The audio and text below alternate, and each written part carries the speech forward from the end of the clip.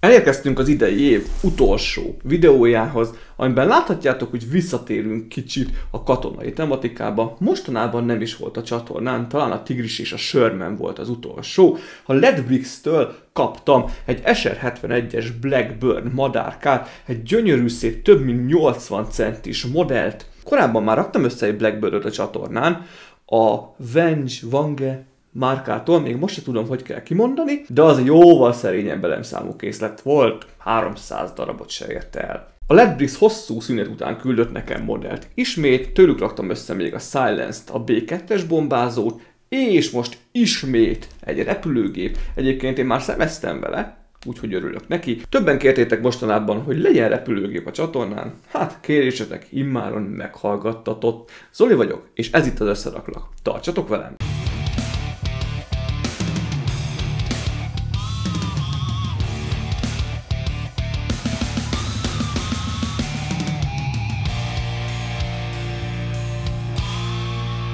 A doboz elején látjuk magát a modellt, felette az SR-71 Blackbird felirattal, Reobrix a gyártó, ők gyártották a B2-es bombázót és a Silenced is, 33041-es a termékkód, papíralapú útmutatóval érkezik, eredeti design, 14 év felett ajánlott, 1775 darabos, nem is olyan pici, és 7-esből 5-ös nehézségi szintet kapott. Itt még van egy kis plecsni Simulation Model Classic Fighter felirattal. Itt látjuk még egyébként haloványan, hogy Classic Fighter Series, tehát ebbe a klasszikus harci repülőgép tematikába tartozik. Hát a hátulján nem sok mindent látni, magát a repülőt, és itt fent, ahogy szokott lenni hasonló termékeknél, egy rövidke leírást az SR-71-esről. Ugyanúgy furcsa mód azzal a hasonlóan szürke betűszínnel, ami egyébként a háttér is, úgyhogy kicsit nehezen olvasható. Még az egyik oldalon látjuk a kész modell méreteit. Ahogy mondtam, nem lesz pici, 83 centi hosszú lesz, majdnem 15 centi magas, és kis hiány 41 centi széles. Nézzük a doboz tartalmát, sok minden van bele zsúfolva.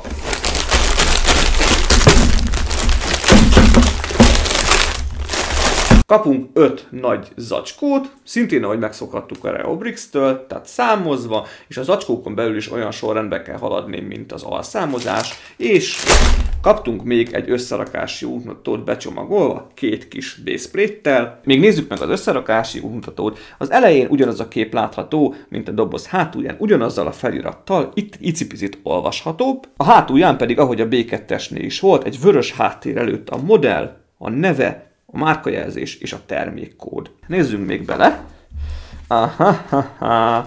Hát sejtettem, sőt vártam, van 2 darab matrica ívünk, ugyanabból a típusú 2 oldalú matricából, amit a Reobrix-tól megszokhattunk. Ilyen volt a Tigrisnél, a B2-esnél, Silencednél, mindenhol. Tehát felragasszuk a darabokra, és még le kell húzni a tetejét.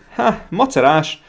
Talán egy picit jobban mutat egyébként, mint az alapmatricák, nem ütnek el úgy, de nagyon óvatosan kell bánni velük. És nem nacafacázunk, indul az egyes fázis, az összerakás. Kértétek, hogy kicsit lapozzak már bele az útmutatókba, ami nem Lego, hogy lássátok, hogy mennyire részletes. De ebből látszik, hogy ez eléggé részletes. Egyébként 185, hát igen, durván 185 oldalas lesz az útmutató, a végén már a matricákat ragaszgatjuk fel, és itt van egy kép a kész modellünkről. A végén pedig a szokásos elemlista. Én bele is kezdek az összerakásba, hát 5 zacskó van, tehát az azt jelenti, hogy 4 összerakási fázist fogok megmutatni, az 5-et már nem, mert az már a kész modell, azt utána megnézzük együtt. Ne menjetek sehová! Az egyes fázis végére elkészült az SR-71-es törzsének a jó része. Nem mondanám nagyon izgalmas építésnek, mivel a fekete elemek teszik ki durván 98%-át, csak néhány kék technikpin zavar be a képbe, úgymond, de azok se látszódnak, mert csak egy-egy elemet fogatnak össze. Láthatjátok, hogy itt már szépen felkerülnek a felső borító részek, ugye a 2 oldal, ez lesz majd a farokrész, és még az alját megmutatom nektek, ugyanis 2 kereket, azt már ide szépen be kellett építeni, és itt bent egy-egy rugós mechanizmus van, tehát ezeket a kerekeket, ezeket lehet így előre-hátra mozgatni. Hát kíváncsi vagyok, hogy ennek egyébként lesz-e valami szerepe majd. Ha jól láttam, a 2-es fázisban pedig jön az egész orrrész szépen hosszasan, és akkor megkapjuk szinte a teljes hosszát majd a repülőnek. Kész a 2 zacskó, ezzel együtt majdnem végeztem már az építés felével. Hát, elértük majdnem a teljes hosszot, a 83 centit, bele se fér szinte a képbe a picike. A törzsön már nem sok mindent kellett alakítani, de végig egészen az orrésznek a csúcsáig meg kellett építeni. Hát iszonyat impozáns, azt meg kell hagyni. Egy-két helyen kicsit ügyeskedni kellett, valamint odafigyelni, de elég egyszerű az építése. A törzset már megnéztük, nézzünk már meg itt az orrésznél egy-két dolgot közelebbről. Van egy pilótafülkénk, valamint ugye ide is kaptunk egy futóművet. Egész masszív egyébként ez az orrész. A pilótafülkéhez van egy ilyen plexi lapocska, amit be kellett helyezni. Ez egyébként kipattintható, és ugye itt van egy hely a pilótának, és itt van hátul még egy ülés a másodpilótának. Ezekbe egyébként printelve vannak a műszerfalnak az elemei, tehát például itt is látjátok a másodpilóta előtt, valamint picit átlátszik a plexi, például ott van a sebességmérő műszer, valamint ha átnézünk a plexilapon, akkor a botkormányok mögött is látható ott például egy matricázott elem. Felfordítottam még a tetejére, ugyanis az első futómű is kapott egy rugós mechanizmust, amit konkrétan ezekkel az elemekkel, mindkét oldalon van egy ilyen elempár, ezzel lehet vezérelni, hogyha ezt elfordítjuk, akkor a futómű szépen belepattan az orrésznek a belsejébe, és utána pedig ezt visszafordítva szépen kijön, és már rá is lehet helyezni. Kész a harmadik zacskó, lényegében be kellett burkolni végig az orrészt a törzstől kezdve egészen a legelejéig, két kis ablakocskát kellett kihagyni a másik pilóta ülésénél. Vannak azért icipicike rések között, de próbáltam úgy benyomni, összenyomni, amennyire lehetséges. Lehet, hogy picit óvatosabb voltam a kelleténél, és még jobban neki lehetne feszülni. Még próbálkozom majd vele, de összességében nagyon jól mutat, és bizony, az egyik oldalon már elkészült a hajtómű. Pontosabban még nincsenek neki burkolati elemei, de hát egy egész komplex kis hajtóművet kellett összerakni. Ez már csak be lesz burkolva, bár én reménykedtem benne, hogy lesz ennek valami mechanikája, mert több tengelyt kellett átvezetni, meg van itt egy nagyobb fogaskerék is, de szerintem ez önállóan nem fog mozogni. Habár még nem értem a 4-es zacskó végére, de meg akartam mutatni a motorrészt, hát pontosabban a hajtómű részt, ugyanis láthatjátok, hogy egész hosszú lett. Én nem gondoltam, hogy teljes egészében végig fog érni az SR-71-es hátuljáig. Talán ez volt az eddigi legkomplexebb és legbonyolultabb rész az egész összerakási folyamatban. Valószínűleg ezért is kapta azt a nehézségi szintet, amit én úgy gondolom, hogy ezt meg lehetett volna oldani sokkal egyszerűbben is. Kicsit túl van bonyolítva szerintem ez az egész hajtómű, és voltak olyan részei, amin már komolyan vakartam a fejemet, és kicsit nehézkesen akart összeállni. Igazából még ide meg az aljára kell egy-egy ilyen borító sáv, és akkor kész is van ez az oldal. És mondjátok már meg, ezután kell az aljára felpattintani, miután már ide raktad ezt a függőleges vezérsíkot. És így néz ki a hajtómű, miután felkerült rá minden burkolat. Nem maradt más hátra, csak a másik oldalon ugyanez a szekció, valamint a matricázás. Hát, azt hiszem elkészült. Most erre mit mondjak? Nézzük meg közelebbről. Hát most erre nem nagyon tudok mit mondani. Alig fér bele a képbe. 83 cm hosszú lett a kész modell.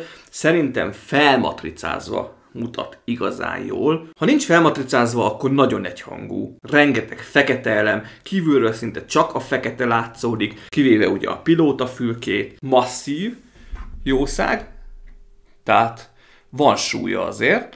Az alját már az összerakás közben megnéztük, úgyhogy azt most nem mutatom meg, ott nincs semmi változás. A 3 futómű, abból az első behajtható, a másik 2 előre-hátra mozgatható a rugóval, van egy kis mozgástered, de csak ennyi. Habár a Blackbirdnek már szinte az egész testét megnéztük végig, azért a matricák miatt, meg hát egybe van az egész, picit fussunk már végig gyorsan rajta. Itt az orrész, a pilótafülkével, néhány matricával, amit kellett ide ragasztani. Ugye általában, ha jól tudom, ide a katapultülést, katapultjelzést kell felragasztani például. Ezt korábban nem említettem, de dicséretes, hogy mindkettő üléshez, tehát a pilótához és a másodpilótához is olyan elemet kellett alulra berakni, ahova lehet minifigurát pattintani. Ott van rajta a két stud, hogy a lábait rá lehessen rögzíteni. Tehát, hogyha valaki nagyon akar, akkor ültethet bele pilótákat. A törzs és az orrész közötti meghosszabbított részre kellett mindkét oldalra az Air Force, tehát a légierő feliratot felpattintani,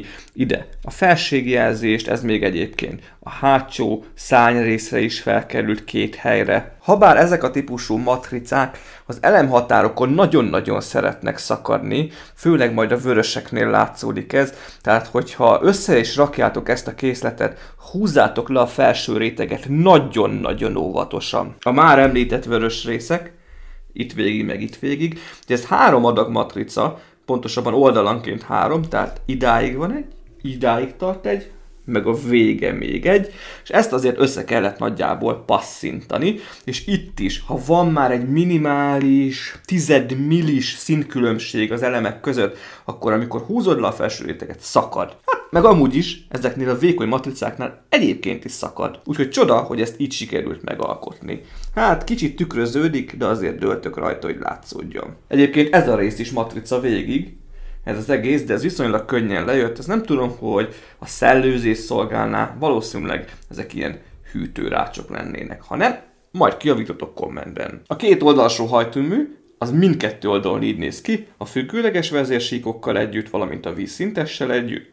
Van rajta egy számozás, 123, itt is az Air Force felirat, ezzel a sárga háttérrel ez tök jól néz ki, a 06543-as számsort is fel kellett matricázni, és ugyanúgy itt van a felségjelzés is, valamint ide is különféle kis rácsokat kellett még felcuppantani. Még megpróbálom nektek megmutatni a készlet hátulját, bár ez annyira nem egyszerű azért. A két hajtómű kimenet, az egyik oldalon sikerült az egyik elemet fordítva beleraknom, de így is össze lehetett pattintani, ugye itt van a leghátulja, innentől számolódik a 83 cm.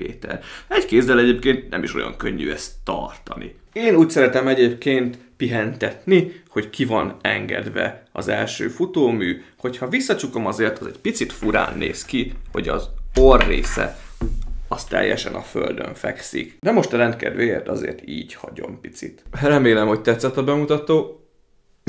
Erre még mindig nincsenek szavak. A Ledbrixnek az oldalán beszerezhetitek ti is ezt a brutális készletet, a videó leírásában megtaláljátok hozzá a linket, valamint van egy 18%-os kedvezménykódom is, ezt is megtaláljátok, nyugodtan használjátok. Azt hiszem, ez most alázott minden repülőgép modellt, amit eddig összeraktam, csak azok a szakadós matricák ne lennének, de egyébként jobban mutat matricákkal. Én még egyszer köszönöm a készletet a Ledbrixnek, ezúttal szeretnék boldog új évet kívánni nektek, habár még 1-2 nap hátra van 2024-ből, de hamarosan átlépünk az új esztendőbe. Remélem, hogy ott is, akkor is velem tartotok majd, és tovább tudjuk építgetni szerény kis közösségünket. Még egyszer köszönöm a támogatásotokat, mindenki vigyázzon magára, még ebben az 1-2 napban, és egész 2025-ben is. Kívánok nektek, a családotoknak, meg mindenkinek egészséget, és amit ilyenkor szokták mondani, nem akarok közhelyes lenni. Ha értékelitek a munkásságomat, akkor egy feliratkozással, lájkkal azért jelezhetitek. Köszönöm szépen. További szép napot nektek, vigyázzatok magatokra tényleg. Sziasztok!